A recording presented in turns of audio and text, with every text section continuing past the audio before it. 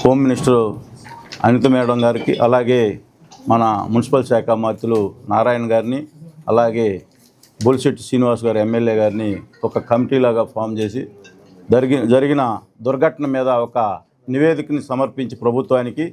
దానిలో భాగంగా నిన్న ముఖ్యమంత్రి గారు అందరితో కూడా డిస్కషన్ చేసి వాళ్ళ ఫ్యామిలీని ఏ విధంగా ఆదుకోవాలనే దానిలో భాగంగా ఏవైతే సుజాత ఆ పాపకి, అలాగే వాళ్ళిద్దరు పాపలకు కూడా 5 లక్షల చొప్పున నగదు, అలాగే ముగ్గురికి కూడా ఒక్కొక్కరికి 2 ఎకరాలు, అంటే ముగ్గురికి 6 ఎకరాలు, అలాగే వాళ్ళ చనిపోయిన లక్ష్మీనాయుడు సోదరుడు ఎవరైతే ఉన్నాడో పవన్ నాయుడు, అతనికి కూడా వెనుపోస ఇబ్బందిగా ఉంది, మంచానికే పరిమితం అయ్యే పరిస్థితి ఉంది కాబట్టి ఆ యువకుడిని కూడా ఆదుకోవాలని చెప్పి ఆ యువకుడికి కూడా 4 ఎకరాల పొలం, అలాగే 5 lakhs అమౌంట్, హాస్పిటల్ ఎక్స్పెండిచర్ కూడా ఇవ్వడం జరిగింది. ఆ సంఘటనలో మరలా ఇంకొక యువకుడు కూడా భార్గవ్ నాయుడు కూడా దెబ్బలు తగిలి హాస్పిటల్లో ఉన్నాడు. ఆ యువకుడికి కూడా 3 లక్షల నగదు, అలాగే హాస్పిటల్ ఎక్స్పెండిచర్ కూడా ఇవ్వడం జరిగింది. ఏదైతే ఈ సంఘటనకు సంబంధించిన హరిచంద్ర ప్రసాద్ను కూడా ఫాస్ట్ ట్రాక్ కోర్టు ఏర్పాటు చేసి త్వరితగతిలో ఆ కేసుని క్లియర్ చేసేసి శిక్ష పడే విధంగా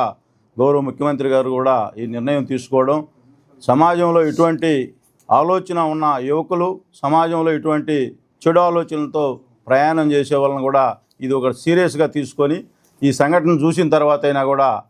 తర్వాత ఇటువంటి ఆలోచన కూడా ఎవరికి రాకూడదని చెప్పి ముఖ్యమంత్రి గారు చాలా